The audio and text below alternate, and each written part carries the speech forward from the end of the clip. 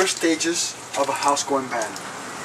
The paint over it is going bad already.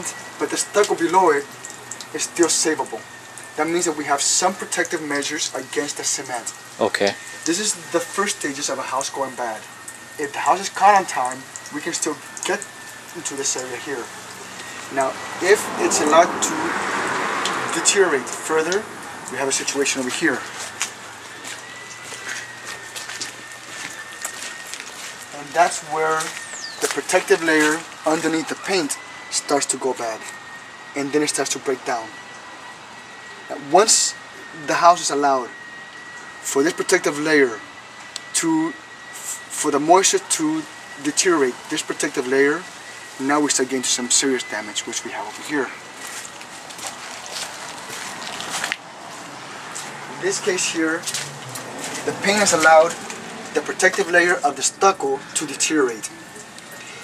The stucco has deteriorated so much that it has gone down to the cement, which has allowed the first layer of cement to deteriorate to such an extent that we're getting into the scratch coat.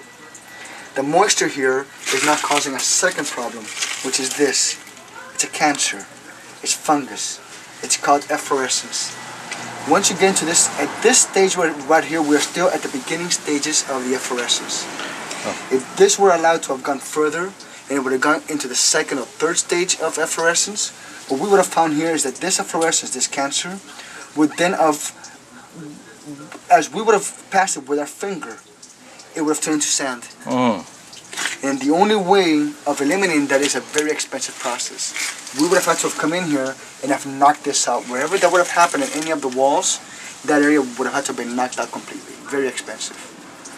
So what happens is that if this is not treated, any layers to be put on top of this would then start to break up the binders of the cement, the stucco, of anything that we would have put on top of it, and it would have caused bubbles within 6 months and continue doing so forever.